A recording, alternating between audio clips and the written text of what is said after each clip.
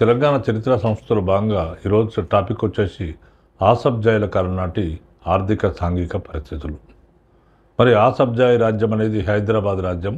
హైదరాబాదు రాజ్యం అనేది దక్కన్ పీఠభూమిలో ఉంటుంది. హైదరాబాద్ సంస్థానం అంటే హైదరాబాద్ రాజ్యం అంటే హైదరాబాద్ సంస్థానం. భారతదేశంలో మొత్తం 500 పైగా సంస్థానాలు ఉండేవి. ఇలాంటి సంస్థానాల్లో హైదరాబాద్ చాలా పెద్ద సంస్థానం. ఇది గ్రేట్ బ్రిటన్కు సమానమైన సంస్థానం.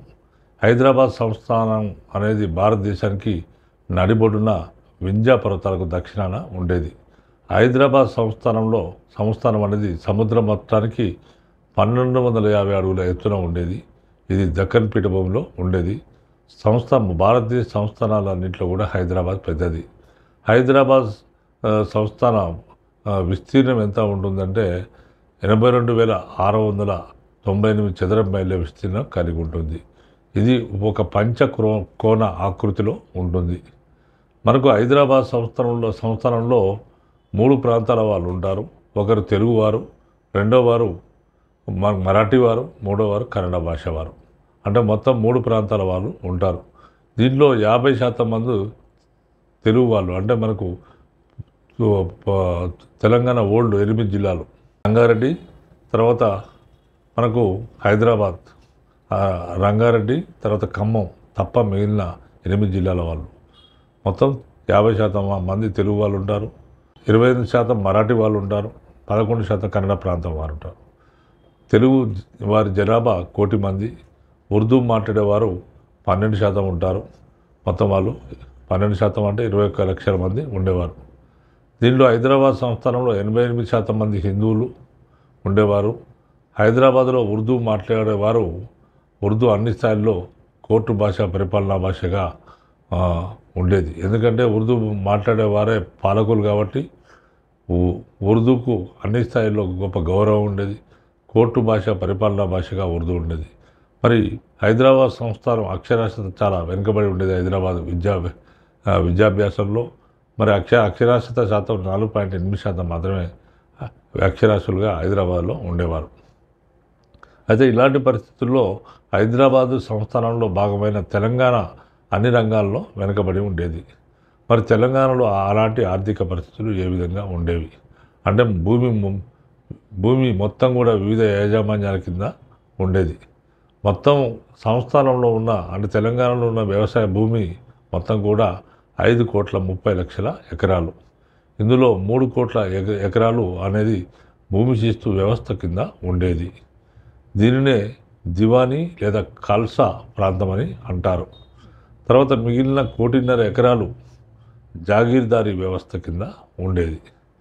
తర్వాత నెక్స్ట్ సర్ఫే కాస్ట్ అనే వ్యవస్థ కింద 10% భూమి ఉండేది. ఇది నిజాం సొంత కమతం అంటే నిజాం సొంత భూమి. దీనిపైన వచ్చే ఆదాయము రాజ్యానికి కానీ ప్రభుత్వానికి కానీ సంబంధం లేదు. ఇది కేవలం నిజాము జేబులోకి వెళ్తుంది దీని ఆదాయము. అందుకే నిజాం సొంత కమతంగా దీన్ని సర్ఫే కాస్ట్ అని అంటారు. ఇది మొత్తం కూడా 8,100 ఎకరాలు ఉంటుంది. తెలంగాణలోని 18 తాలూకాల్లో ఇది విస్తరించి ఉంది. తర్వాత తెలంగాణ విస్తీర్ణం 49,502 చదరపు మైళ్ళుగా ఉండేది. తర్వాత తెలంగాణలోని మొత్తం గ్రామాలు 10,095 ఉండేవి. తర్వాత జాగీరు ప్రాంతాలు అంటే మనకు హైదరాబాద్ సంస్థానంలో 1/30 వంతు ఉండేవి. ఇందులో ఈ జాగీరు ప్రాంతంలో మనకు వివిధ యాజమాన్యాల కింద ఉండేవి. ఒకటేమో పైగాలు, రెండోది సంస్థానాలు, మూడోది జాగీర్దారులు, నాలుగోది ఇజ్రాదారులు, ఐదోది ఇనాందారులు, తర్వాత ఆరోది అగ్రహారికులు. వీరి పేరుతో ఈ వివిధ భూస్వాములు ఉండేవారు. తర్వాత కొంతమంది భూస్వాములకు పన్ను విధించి వసూలు చేసుకునేందుకు సొంత రెవెన్యూ అధికారులు కూడా ఉన్నారు. ఇవి సామంత రాజ్యాలుగా ఉండేవి. తర్వాత పైగాలు అంటే నిజాం ప్రభు తన రాజబంధువులకు గాను సైన్య పోషణకు గాను ఇచ్చేవాడు. అంటే నిజాం రాజబంధువులు సైన్యాన్ని పోషించి నిజాం రాజుకు యుద్ధ సమయాల్లో సరఫరా చేసేవారు. ఇలాంటి రాజబంధువులకు పైగా భూములు అనేవి సైన్యాన్ని పోషించినందుకు గాను నిజాం రాజు పైగా భూములు అనేవి వారికి అప్పచెప్పేవాడు. దేశ్ముఖులు, దేశపాండేలు, పటేల్ పట్వారీలు వీళ్ళందరూ కూడా గ్రామీణ వ్యవస్థలో చాలా భూస్వామ్య వ్యవస్థలో చాలా ముఖ్యమైన వారు. వీళ్ళు ఈ దేశ్ముఖులు, దేశపాండేలు, పటేల్, పట్వారీలు రైతులకు గ్రామీణ రైతులకు అప్పులు ఇచ్చేవారు. ఈ అప్పులకు నాగు వడ్డీ కట్టేవారు. అంటే నాగు వడ్డీ అంటే వడ్డీకి వడ్డీ కట్టేవారు. ఈ రైతులకు పంటలు సరిగా పండక, వ్యవసాయ పరిస్థితులు అనుకూలించక సరిగా పంటలు పండేవి కాదు. కాబట్టి వాటి మీద నాగు వడ్డీ విధించేవారు. దాంతో రైతులు అప్పులు తీర్చే పరిస్థితి ఉండేది కాదు. ఇలాంటి రైతుల భూములను అక్రమంగా వారు ఆక్రమించుకునేవారు. తర్వాత పటేల్ మరియు పట్వారికి 5 నుంచి 10 గ్రామాలు వతనుగా ఇచ్చేవారు. అంటే వారు గ్రామ సేవలు చేసినందుకు పటేల్ పట్వారీలకు 5 నుంచి 10 గ్రామాలు వతనుగా బహుమానంగా ఇచ్చేవారు. తర్వాత ఈ గ్రామాల్లో వివాదాలు పరిష్కరించడం తర్వాత మొదలైన అంశాలను వీళ్ళు చూసుకునేవారు. తర్వాత ప్రభుత్వ అధికారాలు వీరికి ఉండేవి. తర్వాత తుపాకీ లైసెన్సు ఉండేది వీరికి తుపాకీ లైసెన్స్ గల తుపాకీ ఉండేది. వీరికి సాయుధ బలగాలు ఉండేవి. తర్వాత అశ్విక బలగాలు ఉండేవి. ఈ విధంగా వీరు ఇష్టారాజ్యంగా గ్రామీణ వాతావరణంలో రైతుదారులపైన, కౌలుదారులపైన ఇష్టవచ్చిన రీతిలో నియంతృత్వం వహించేవారు. తర్వాత మనకు ముఖ్యంగా ఇంకా తెలంగాణ ప్రాంతంలో ఉన్న వాళ్ళలో దేశముఖులు, దొరలు. మనకు తెలంగాణలో అనేక మంది దేశముఖులు, దొరలు ఉన్నారు. దాంట్లో మనకు నెంబర్ 1 జన్నారెడ్డి ప్రతాపరెడ్డి. జన్నారెడ్డి ప్రతాపరెడ్డి అనేది ఎర్రబాడు గడి. ఈయన ఎర్రబాడు గడికి దొర. ఈయన 20 గ్రామాల్లో ఈయనకు 1,00,000 ఎకరాల భూమి ఉండేది. 1,00,000 ఎకరాల భూమి ఉండేది. నిజాము ఈయనకు ఫర్మానా జారీ చేశాడు. ఇక ముందు 1,00,000 ఎకరాల మీద రిజిస్ట్రేషన్లో ఉంది. ఇక ముందు నువ్వు పట్టా చేసుకోవద్దని నిజాం ఆయనకు ఫర్మానా జారీ చేయడం జరిగింది. జన్నారెడ్డి ప్రతాపరెడ్డి భూములు సూర్యాపేట తాలూకా ఎర్రబాడు నుండి వరంగల్ జిల్లా కుమ్మరికుంట వరకు ఆయన భూములు ఉండేవి. ఈయన పెద్ద జమీందారు. తర్వాత రెండో జమీందారు కల్లూరు దేశ్ముఖ్. ఈయన ఖమ్మం జిల్లాలో కల్లూరు దేశ్ముఖ్ అనే వాడు ఉండేవాడు. ఆయనకు 1,00,000 ఎకరాల భూమి ఉండేది. మూడో వాడు విష్ణూరు దేశ్ముఖ్. విష్ణూరు అని నల్గొండ జిల్లా జనగాం తాలూకాలో విష్ణూరు గ్రామం ఉండేది. ఈయన విష్ణూరు దేశ్ముఖ్ 60 గ్రామాల్లో 40,000 ఎకరాల భూమి ఉండేది. తర్వాత నెంబర్ 4 సూర్యాపేట దేశ్ముఖ్. 20,000 ఎకరాల భూమి ఉండేది. ఈ విధంగా గడీలను ఏర్పాటు చేసుకొని దొరలు భూస్వాములుగా చలామణిలో ఉండేవారు. గడి అనే పదము మరాఠీ పదమైన గఢ్ అనే పదం నుంచి ఉద్భవించింది. గడి అంటే కోట అని అర్థము. ఈ గడి రాజ్యంలో ఈ గడీలు అనేవి నిజాం రాజ్యంలో పన్ను వసూలు, తర్వాత శాంతి భద్రతల కేంద్రాలుగా, రక్షణ కేంద్రాలుగా, పరిపాలనా కేంద్రాలుగా ఉండేవి. తర్వాత గడీలు అనేవి పెద్ద రాళ్లతో కోటలాగా నిర్మించేవారు. దొరలు నిజాం ఏజెంట్లుగా విలాస జీవితం గడుపుతుండేవారు. 200 నుంచి 250 గడీలు తెలంగాణ ప్రాంతంలో విస్తరించి ఉండేవి. మనకు ఇక్కడ గడీల గురించి తెలుసుకుంటే మనకు విష్ణూరు గడి నల్గొండ జిల్లాలోని పాలకుర్తి మండలంలో రామచంద్రారెడ్డి అనే దొర ఉండేవాడు. ఆయన విష్ణూరు గడికి దొర. ఈ విష్ణూరు దేశముఖ్ రామచంద్రారెడ్డి ప్రజలపైన పెత్తనం చెలాయించేవాడు. ఆయన తల్లి అయిన జానమ్మ దొరసాని కడవెండిలో ఉండి ఆమెకు 20 ఎకరాల భూమి నుంచి ఆమె అక్రమంగా 400 ఎకరాల భూమిని రైతుల నుంచి దురాక్రమణ చేసింది. ఆ విధంగా ఆమె అనేక దుర్మార్గాలకు పాటుపడింది. ఆ విధంగా ఆమె దుశ్చర్యలు జరిగాయి. తర్వాత విష్ణూరు గడి దొర అయిన రామచంద్రారెడ్డి ప్రజల పట్ల నరరూప రాక్షసుడిగా వ్యవహరించాడు. ఆయన ప్రజలను పీడించి పన్నులు వసూలు చేశాడు. తర్వాత 60 గ్రామాల ప్రజల చేత ఆయన వెట్టి చాకిరి చేయించి, తన పరిధిలోని 60 గ్రామాల ప్రజల చేత వెట్టి చాకిరి చేయించి 1935-42 సంవత్సరాల మధ్య అధునాతన గడి నిర్మించుకున్నాడు. తర్వాత ఈ ఖర్చులన్నీ నిర్మించే ఖర్చులతో పాటు ప్రజలను వెట్టి చాకిరి చేయించి గడి పనులు చేయించి గడిని నిర్మించుకున్నాడు. తర్వాత ఆయన ఇంగ్లాండ్ నుంచి కారు తెప్పించుకున్నాడు. ఈ ఖర్చులన్నీ కూడా ప్రజల నుండి వసూలు చేసినవే. ఈ దొర విష్ణు రామచంద్రారెడ్డికి రైఫిల్స్, పిస్టోల్స్ ఉండేవి. ఈయన రజాకార్ సైన్యానికి ఉపసైన్యాధిపతిగా ఉండేవాడు. ఈయన కుడిభుజంగా ఆయన రెండవ కుమారుడు బాబుదొర ఉండేవాడు. ఈ బాబుదొరను జగన్మోహన్ రెడ్డి అనే పేరు ఉండేది. ఈయన బాబుదొర అని అనేవారు. ఈ బాబుదొర అనేవాడు 18 సంవత్సరాల యువకుడు. తండ్రిని మించిన దుర్మార్గుడు ఇతడు. గుండాలకు సగం జీతం ఇచ్చి ప్రజల నుండి వసూలు చేసుకోమన్నాడు. అంటే ఈ విధంగా వీరి దుర్మార్గాలకు దుశ్చర్యలకు అంతే లేదు. ప్రజల చేత వెట్టి చాకిరి చేయించడము, దొరికిన వాడు ఎవడని ఎదురు తిరిగితే చంపడము, లేకపోతే వీరు చెప్తే వినకపోతే గుండాలను ప్రయోగించడం, గుండాలు వినకపోతే రజాకారులను పిలిపించి వారిని హత్య చేయించడం, ఇలాంటి కిరాతకాలకు వీళ్ళు పాటుపడేవారు. వీరికి ప్రజల్లో తిరుగు లేదు. ప్రభుత్వంలో తిరుగులేని అధికారం వీరికి ఉండేది. తర్వాత వెట్టి చాకిరి మొత్తము సంస్థ మొత్తం ఆయన రాజ్యం ఆయన గడిలో వెట్టి చాకిరి అనేది సర్వసామాన్యమైన విషయము. ఈయన ఆగడాలకు వ్యతిరేకంగా 1946-51 సంవత్సరాల్లో సాయుధ రైతాంగ పోరాటం జరిగింది. ఇది విష్ణువురి గడి. కల్లెడ గడి వరంగల్ జిల్లా వర్ధన్నపేట తాలూకాలో ఉంటుంది. ఈ కల్లెడ గడి వంశ మూల పురుషుడు ఎర్రబెల్లి వీరరాఘరావు. తర్వాత ఈయన అనంతరము వెంకటేశ్వరరావు ఈ గడిని పాలించాడు. ఈ గడి 7 ఎకరాల్లో కల్లెడ గడి నిర్మాణం జరిగింది. 1936 సంవత్సరంలో నిర్మాణం జరిగింది. అయితే ఈ గడి వాసులు పెద్ద ప్రజల్ని హింసించలేదు, ప్రజా సంక్షేమ పనులు చేశారు. తర్వాత నెక్స్ట్ గడి కంఠాత్మకూరి గడి. ఈ కంఠాత్మకూరి గడి అనేది వరంగల్ జిల్లాలో ఉన్నది. ఈ గడి ప్రజల చేత వెట్టి చేయించి 12 ఎకరాల్లో గడిని నిర్మించడం జరిగింది. ఈ గడి దొర పేరు పింగళి ప్రతాపరెడ్డి. ఈయన ప్రజల నుంచి బలవంత వసూళ్లు చేశాడు. అధిక వడ్డీకి రుణాలు ఇచ్చాడు.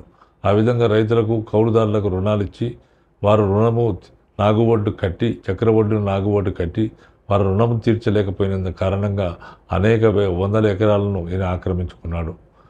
తర్వాత ఈ విధంగా అప్పు ఎవరైతే తీర్చలేరో వారి చేత వెట్టి చాకిరి చేయించుకునేవాడు.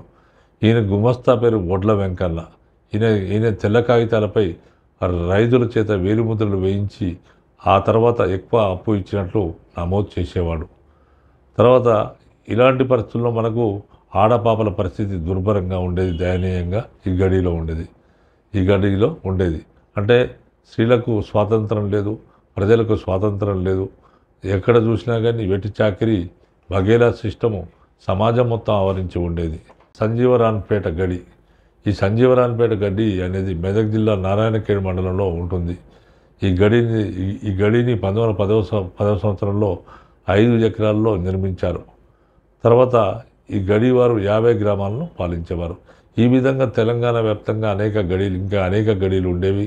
కానీ కొన్ని చెప్పుకోదగ్గ గడీలుగా వీటిని పేర్కొనవచ్చు. ఇంకా చాలా గడీలు తెలంగాణ ప్రాంతంలో ఉన్నాయి. తర్వాత తెలంగాణ ప్రాంతంలో నీటిపారుదల సౌకర్యాలు నిజాం ఆసఫ్ జాయిల కాలంలో ఏ విధంగా ఉండేవి. తర్వాత మనకు ఆసఫ్ జాయిల కాలంలో నీటిపారుదల ప్రాజెక్టులు పెద్దగా తెలంగాణ ప్రాంతంలో లేవు. అయితే మనకు హైదరాబాదులో మీరాలం ట్యాంకును 1810 సంవత్సరంలో నిర్మించారు. ఈ మీరాలం ట్యాంకు తాగునీటి అవసరాలు, సాగునీటి అవసరాలు కొంతమేర తీర్చేది. తర్వాత గన్పూర్ ఆనకట్టను 1905 సంవత్సరంలో మెదక్ జిల్లా గన్పూర్ దగ్గరలో మంజీరాజ్ నదిపై నిర్మాణం చేయడం జరిగింది. ఈ గన్పూర్ ఆనకట్ట ద్వారా 21,625 ఎకరాలకు సాగునీరు అందేది. తర్వాత బెలాల్ ప్రాజెక్టును బోధన్లో రాయపల్లి రిజర్వాయర్ నిర్మించారు.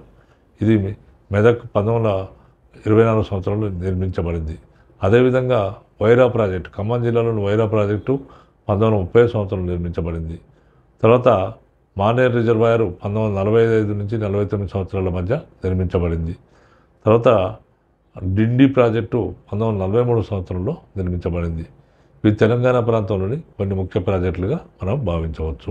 ఇంకా కొన్ని ప్రాజెక్టుల విషయానికి వస్తే మనకు ఆసఫ్ నహర్ ప్రాజెక్టును 1905 సంవత్సరంలో నల్గొండ జిల్లాలోని నెమలి కాల్వ గ్రామంలో మూసీ నదిపై నిర్మించారు. ఈ ప్రాజెక్టు ద్వారా 15,245 ఎకరాలకు సాగునీరు అందేది. అదేవిధంగా 1920 సంవత్సరంలో ఉస్మాన్ సాగర్ ప్రాజెక్టును నిర్మించారు. అంటే ఉస్మాన్ సాగర్, హిమాయత్ సాగర్ 2 ప్రాజెక్టులను కూడా మూసీ నది వరద నివారణకు గాను మోక్షగుండం విశ్వేశ్వరయ్య సలహాతోని ప్రముఖ ఇంజనీర్ అయిన మోక్షగుండం విశ్వేశ్వర సలహాతో నిజాం నిర్మించడం జరిగింది. ఈ విధంగా 1920 సంవత్సరంలో నిర్మించిన ఉస్మాన్ సాగర్ ప్రాజెక్టు, 1927 సంవత్సరంలో నిర్మించిన హిమాయత్ సాగర్ ప్రాజెక్టు రెండు కూడా తాగు నీరు అవసరాలను తీర్చేవి. తర్వాత నిజాం సాగర్ మంజీరా నది పైన నిజాం సాగర్ ప్రాజెక్టును 1931 సంవత్సరంలో ఆనాటి హైదరాబాద్ సంస్థాన ముఖ్య ఇంజనీర్ అయిన నవాజ్ జంగ్ నిర్మించాడు. తర్వాత అచ్చంపేట గ్రామ సమీపాన ఈ యొక్క మనకు నిజాం సాగర్ ప్రాజెక్టు నిర్మించడం జరిగింది. తర్వాత నిజామాబాద్ జిల్లా బోధన్ తాలూకాలో ఆలేరు ఉపనది పైన ప్రాజెక్టు నిర్మించారు.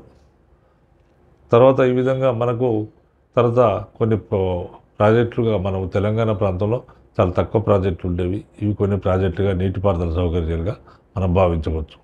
మరొక ముఖ్యమైన ప్రాజెక్టు నందికొండ నాగార్జున సాగర్ ప్రాజెక్టు. ఈ ప్రాజెక్టును మొదటిసారిగా నందికొండ గ్రామం వద్ద నిర్మించాలని ఏడో నిజాము తన ప్రముఖ ఇంజనీర్ అయిన జాఫర్ అలీ చేత ఆయన ప్రయత్నాలు సాగించాడు. అంటే చివరి నిజామైన మీర్ ఉస్మాన్ అలీ ఖాన్ ఈ నందికొండ వద్ద నాగార్జున సాగర్ ప్రాజెక్టు నిర్మించాలని తన ప్రముఖ ఇంజనీర్ అయిన జాఫర్ అలీ చేత ప్రయత్నాలు సాగించాడు. కానీ అది సాధ్యం కాలేదు. తర్వాత కాలంలో కేఎల్ రావు అనే ఆంధ్రాకు చెందిన ఇంజనీరు ఈ ప్రాజెక్టును దిగువను కట్టి ఎక్కువ నీరు ఆంధ్రాకు పోయేటట్లు చేయడమైంది అనేది ఒక ప్రచారం ఉన్నది.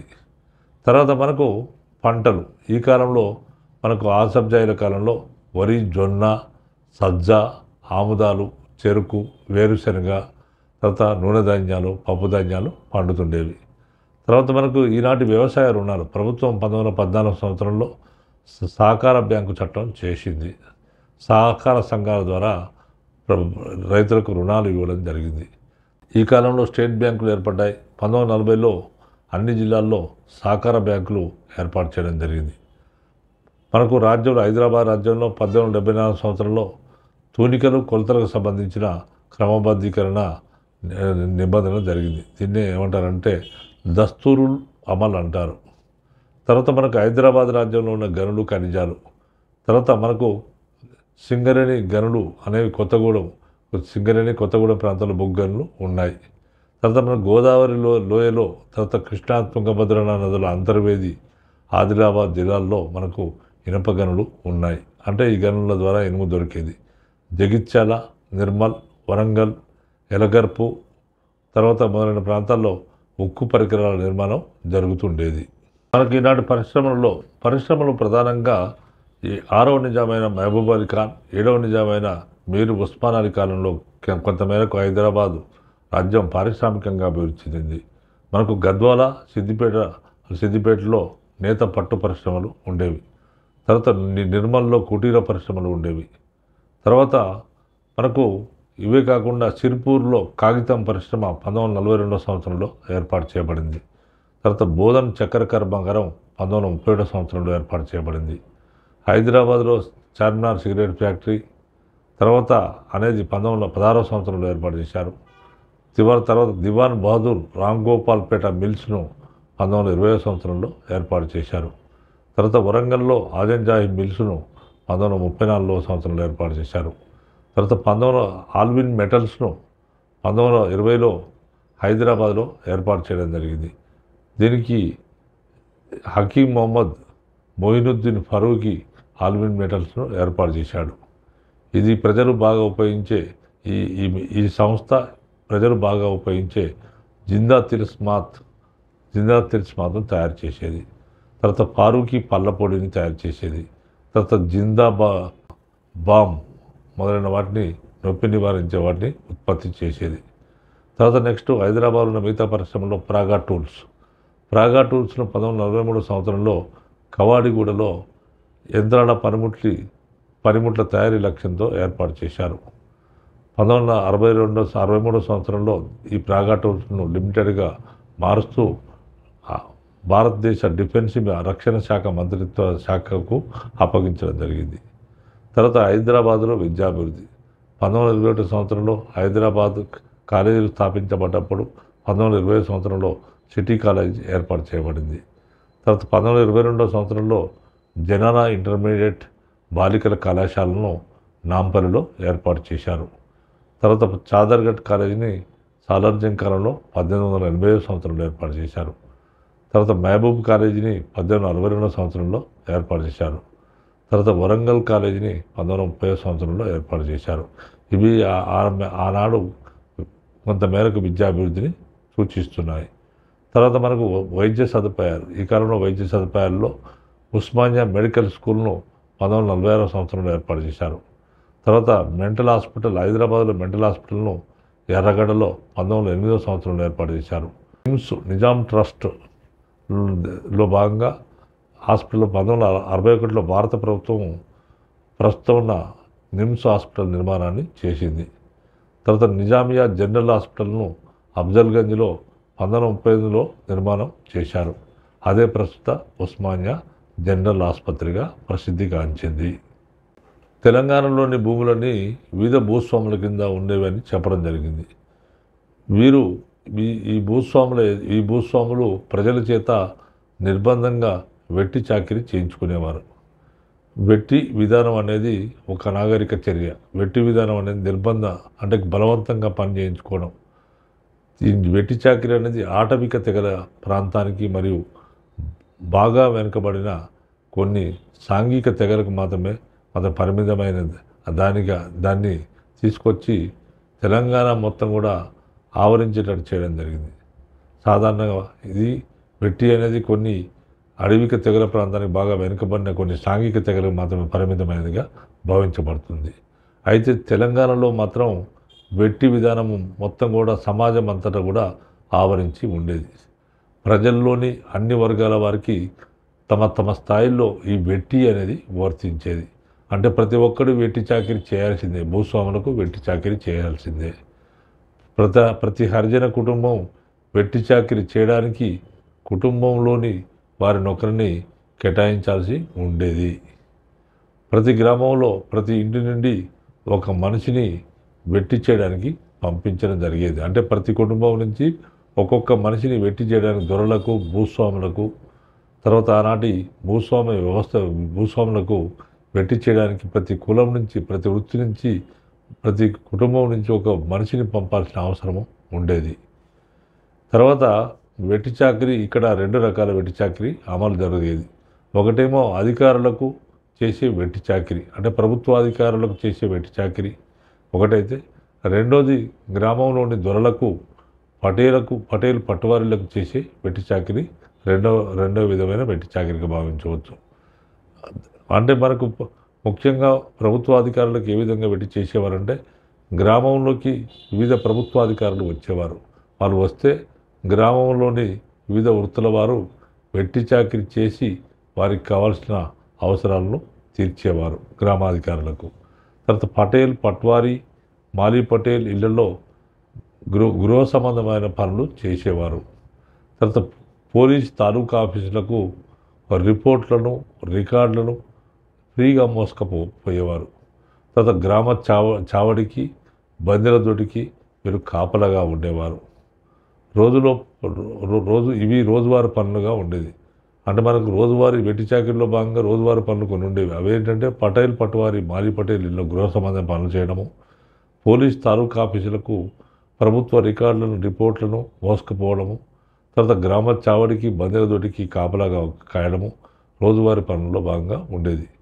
తర్వాత దొరలు, దేశ్ముఖులు ఇళ్లలో గ్రామంలో ఉన్న వివిధ వృత్తుల వారు వంతుల వారీగా వెట్టి చాకిరీ చేయాల్సి ఉంటుంది.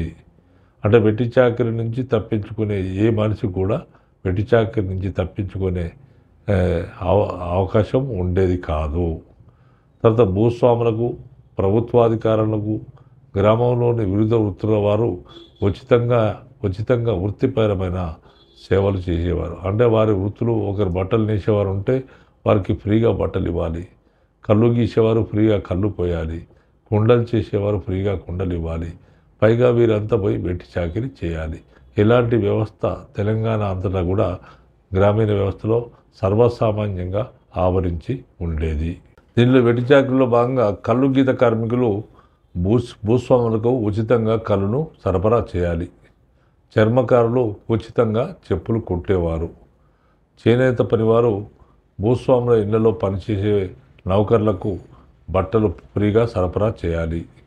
తర్వాత వడ్రంగులు, కమ్మరులు వ్యవసాయ పరికరాలను ఉచితంగా సరఫరా చేయాలి. రజకులు ఉచితంగా బట్టలు ఉతకాలి. వాళ్ళు బట్టలు ఉతకాలి, అంట్లు తోమాలి. తర్వాత గ్రామంలో మకాం వేసిన అధికారుల కొరకు మంచాలు, పరుపులు మోసుకెళ్ళాలి. వంట సామాగ్రిని ఉచితంగా ఇవ్వాలి. అంటే గ్రామంలో కొంతమంది అధికారులు మకాం వేసేవారు. వారికి కావాల్సిన అన్ని సపరిచర్యలు, వారికి కావాల్సిన అవసరాలతో పాటు అన్ని సపరిచర్యలు ఈ వివిధ వృత్తుల వారు చేసేవారు. తర్వాత దేశముఖుల ఇళ్లలో మనకు పసుపు, కారం కొట్టాలి. తర్వాత కుమ్మరులు ఉచితంగా కుండలు ఇవ్వాలి. మంగళవారు దేశముఖుల ఇళ్లలో సేవ చేయాలి. తర్వాత రాత్రివేళ భూస్వామి పాదాలు ఒత్తాలి, అతని ఒళ్ళు మర్దన చేయాలి. ఇలా ఈ ఒకరేమిటి, తెలంగాణలో ఉన్న ప్రతి ఒక్క వృత్తి వారు ఏ మనిషికి కూడా వెట్టి చాకరీ నుంచి తప్పించుకునే వీలు ఉండేది కాదు. ఇట్లా వెట్టి చాకరీ అనేది సర్వసామాన్యమైన వ్యవస్థగా మారిపోయింది. ఈనాటి స్త్రీ స్థానం, ఈ కాలంలో స్త్రీల పరిస్థితి దయనీయంగా ఉండేది. వీరికి ఏమాత్రం స్వేచ్ఛ ఉండేది కాదు. ముస్లిం స్త్రీలలో పర్దా పద్ధతి ఉండేది. ఏడికి పోవాలన్నా పర్దా వేసుకొని పోవాలి వాళ్ళు. తర్వాత నిజాం పాలనలోనూ కూడా, జమీందారీ వ్యవస్థలను కూడా మనకు పేద వర్గాల గ్రామీణ స్త్రీలు అనుభవించిన కష్టాలు ఇక వర్ణాతీతంగా మనం భావించవచ్చు. ఆనాటి వెట్టి చాకిరీ అనేది దళిత స్త్రీలు ఈ వెట్టి చాకిరీతో బానిసత్వంలో మగ్గిపోయేవారు. వారి శ్రమకు విలువ ఉండకపోవడమే కాకుండా వారికి ఎటువంటి వ్యక్తిగత స్వేచ్ఛ ఉండేది కాదు. వీరు సరైన దుస్తులు ధరించే వీలు కూడా ఉండేది కాదు. తర్వాత దొరల బిడ్డలకు ఆయా శ్రామిక స్త్రీలు పాలిచ్చి పెంచేవారు. తర్వాత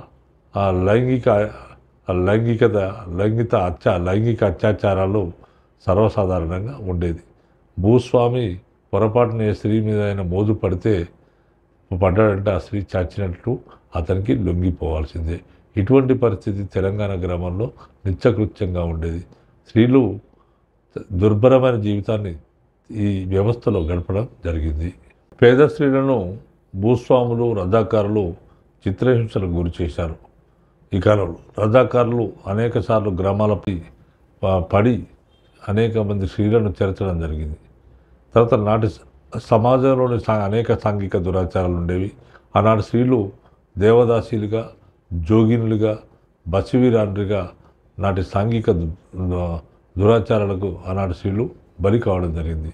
అంటే దేవదాసీలు, జోగిన్లు, బసివీరాండ్రు అంటే దేవదాసీలు అంటే దేవునికి అంకితమైన స్త్రీలు. అంటే స్త్రీలను చిన్నప్పుడు బాలికలుగా ఉన్నప్పుడే దేవునికి అంకితం చేసేవారు. ఆ విధంగా వారికి వివాహం చేసుకోకూడదు. వారు దేవునికి అంకితంగా ఉండాలి. దేవాలయానికి సేవలు చేస్తూ తమ జీవితాంతం గడపాలి. వారికి ఎవరి ద్వారానైనా గ్రామస్తుల ద్వారా పిల్లలు పుడితే వారు కూడా దేవదాసీలుగా ఉండేవారు. అలాంటి వారికి వివాహ యోగం ఉండేది కాదు. మరి ఈ దేవదాసీ వ్యవస్థనే కొన్ని ప్రాంతాల్లో జోగిన్లుగా పిలుస్తారు.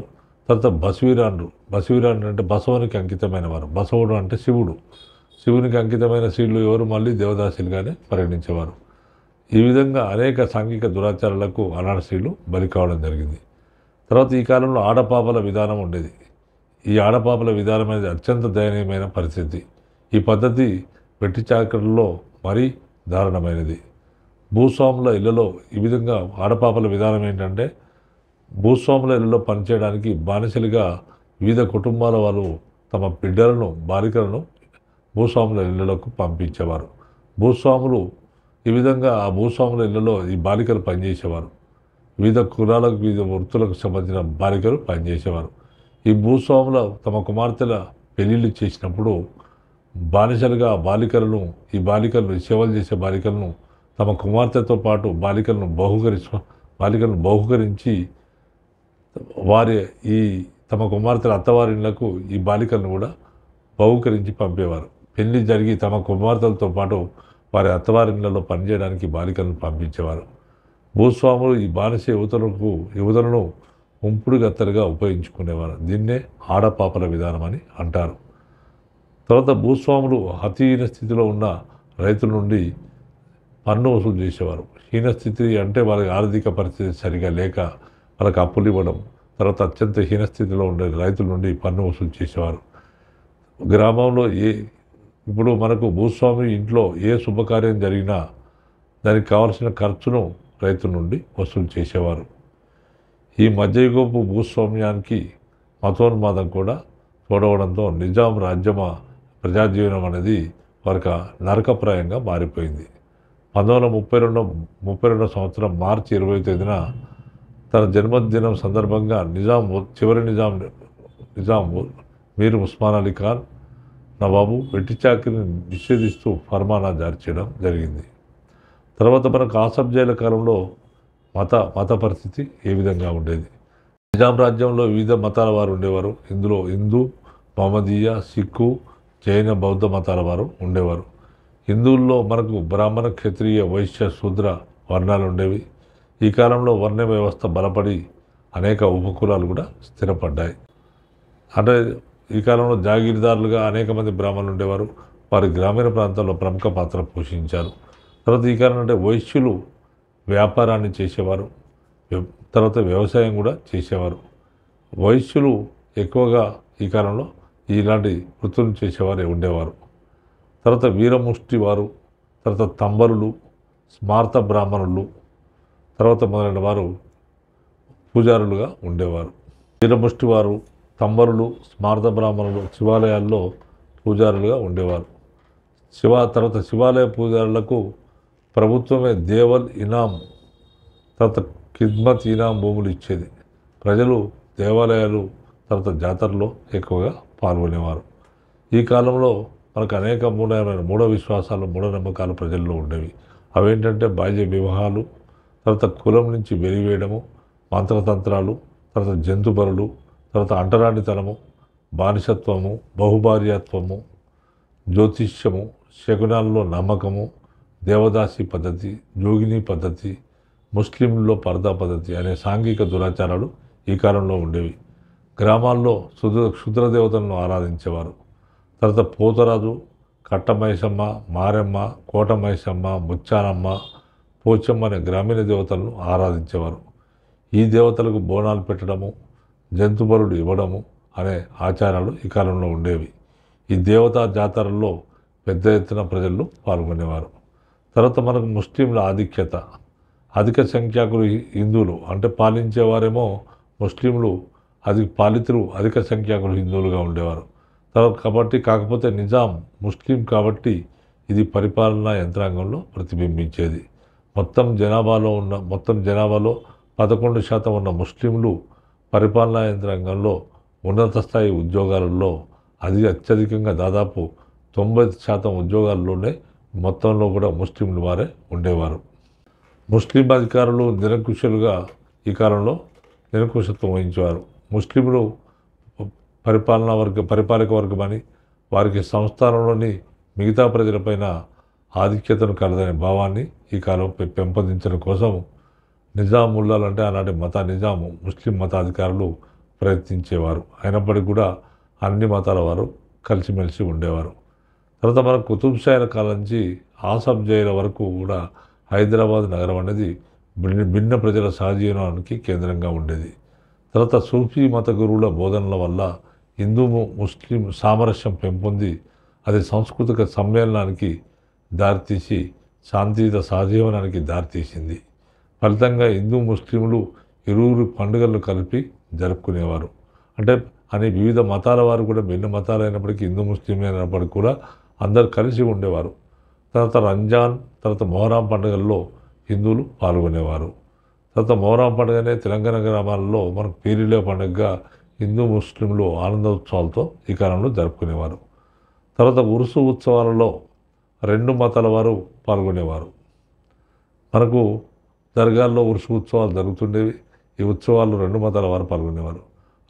రంజాన్కు ముందు ముస్లింలకు జరుపుకునే పండుగను ఏమంటారంటే షబ్బీ బరాత్ అంటారు. ఈ షబ్బీ బరాత్ అనేది హిందువుల దీపావళి పండుగను పోలి ఉంటుంది. తర్వాత ఈ పండుగని రెండు మతాల వారు జరుపుకునేవారు. నిజాం తన దర్బారులో అనేక హిందూ ముస్లిం పండుగలు జరిపించేవాడు. అలాంటి పండుగల్లో మనకు ఈద్, దుస్సెరాత్, దీపావళి, హోలీ, వసంత పంచమి మొదలైన పండుగలను దర్బార్లో జరిపించేవారు. ఈ పండుగలను నిజాం కింద ఉన్న జాగీర్దారులు, వివిధ అధికారులు కూడా నిజాం ఏ విధంగా జరిపిస్తుండే అదేవిధంగా జరుపుకునేవారు. తర్వాత నిజాం రాజ్య కోశాగారంలో ప్రభుత్వ ఖర్చుతో లక్ష్మీ పూజను జరిపించేవారు. ఈ సందర్భంగా పేద ప్రజలకు దాన ధర్మాలు చేసేవారు. ఇది మనకు ఈ కాలం ఆసబ్జైల కాలం నాటి ఆర్థిక సాంఘిక పరిస్థితులు ఈ విధంగా ఉండేవి. మనకు హైదరాబాద్ రాజ్యంలో భాగంగా సాంఘిక ఆర్థిక పరిస్థితుల్లో మనకు ఎలాంటి ప్రశ్నలు ఎగ్జామినేషన్లో వచ్చే అవకాశం ఉంది అనే అంశానికి వస్తే మనకు కొన్ని ప్రశ్నలు నేను చెప్తాను ఇక్కడ. అది నెంబర్ 1, హైదరాబాద్ సంస్థాన ప్రజల అక్షరాస్యత శాతం ఎంత? దీనికి alternatives number 1 3%, number 2 4.5%, number 3 4.8%, number 4 5.2%. దీనికి కరెక్ట్ ఆన్సర్ వచ్చేసి నెంబర్ 3 4.8 4.8% కరెక్ట్ ఆన్సర్గా వస్తుంది. తర్వాత నెంబర్ 2 క్వశ్చన్, హైదరాబాద్ సంస్థానంలోని మొత్తం వ్యవసాయ భూమి ఎంత? దీనికి ఆల్టర్నేటివ్స్ నెంబర్ 1 3 కోట్ల ఎకరాలు, నెంబర్ 2 4.5 కోట్ల ఎకరాలు, నెంబర్ 3 5.5 కోట్ల ఎకరాలు, నెంబర్ 4 6 కోట్ల ఎకరాలు. దీని కరెక్ట్ ఆన్సర్ నెంబర్ 3 5.5 కోట్ల 5 కోట్ల 30 లక్షల ఎకరాలు. 5 కోట్ల 30 లక్షల ఎకరాలు అనేది సి ఆల్టర్నేటివ్ కరెక్ట్ ఆన్సర్ అవుతుంది. తర్వాత నెంబర్ 3కు థర్డ్ క్వశ్చన్, సర్ఫేకాస్ అనగా మీనింగ్ ఏంటి అనేది ప్రశ్న ఇక్కడ. దీని ఆల్టర్నేటివ్స్ నెంబర్ 1 ఆదాయ పన్ను, నెంబర్ 2 భూమి శిస్తు, నెంబర్ 3 నిజాం రాజబంధువుల భూములు, తర్వాత నెంబర్ 4 నిజాం సొంత భూమి. దీని కరెక్ట్ ఆన్సర్ వచ్చేసి నెంబర్ 4 నిజాం సొంత భూమి. దీన్నే సర్ఫేకాస్ అని అంటారు. తర్వాత నెక్స్ట్ 4th ఆన్సర్, నిజాం రాజ్యంలో తెలంగాణ భూభాగం యొక్క వైశాల్యం ఎంత? దీనికి ఫస్ట్ ఆల్టర్నేటివ్ 49,502 చదరం మైళ్ళు. తర్వాత సెకండ్ ఆప్షన్ 49,075 చదరం మైళ్ళు. తర్వాత నెంబర్ థర్డ్ ఆన్సర్ 5,100 చదరం మైళ్ళు. తర్వాత నెంబర్ 4th ఆన్సర్ 51,500 చదరం మైళ్ళు. దీని కరెక్ట్ ఆన్సర్ వచ్చేసి నెంబర్ 1 49,500 చదరం మైళ్ళు. నెక్స్ట్ క్వశ్చన్, పైగాలు అనగా ఏంటి? పైగా అంటే ఏంటి? దీనికి క్వశ్చన్ ఇది. దీనికి answers of 4 alternatives number 1 Nizam రాజబంధువుల భూములు, నెంబర్ 2 రవాణా పన్ను, నెంబర్ 3 గ్రామాధికారుల భూములు, నెంబర్ 4 అమ్మకం పన్ను. దీని కరెక్ట్ ఆన్సర్ వచ్చేసి నెంబర్ 1 నిజాం రాజబంధువుల భూములు. నెక్స్ట్ క్వశ్చన్, ఈ క్రింది తెలంగాణ భూస్వామికి 1,00,000 ఎకరాల భూమి ఉండేది. ఏ భూస్వామికి ఉండేది అనేది ప్రశ్న. నెంబర్ 1 దీంట్లో ఆల్టర్నేటివ్స్ విష్ణువు దేశ్ముఖ్, నెంబర్ 2 ఎర్రబాటు దేశ్ముఖ్, నెంబర్ 3 కల్లూరు దేశ్ముఖ్, నెంబర్ 4 సూర్యాపేట దేశ్ముఖ్. దీనికి సెకండ్ ఆన్సర్ ఎర్రబాటు దేశ్ముఖ్. తర్వాత నెక్స్ట్ క్వశ్చన్, ఈ క్రింది వారిలో విష్ణువు దేశ్ముఖ్ ఎవరు? నెంబర్ 1 దీని alternatives number 1 Pratap Reddy, number 2 Rajender Reddy, number 3 Ramachandra Reddy, number 4 Surender Reddy. దీనికి కరెక్ట్ ఆన్సర్ నెంబర్ 3 రామచంద్రారెడ్డి. తర్వాత నెక్స్ట్ క్వశ్చన్ 8th క్వశ్చన్, గడి అనే పదము గడ్ అనే హిందీ భాషా పదం నుంచి ఉద్భవించింది. దీనికి alternatives number 1 Telugu, number 2 Kannada, number 3 Urdu, number 4 Marathi. దీని కరెక్ట్ ఆన్సర్ వచ్చేసి నెంబర్ 4 మరాఠీ. తర్వాత 9th question, Nizam Sagar project ఈ కింది సంవత్సరంలో నిర్మించబడింది. దానికి alternatives number 1 1922, number 2 1930, number 3 1931, number 4 1933. దీని కరెక్ట్ ఆన్సర్ వచ్చేసి నెంబర్ 3 1931గా చెప్పవచ్చు.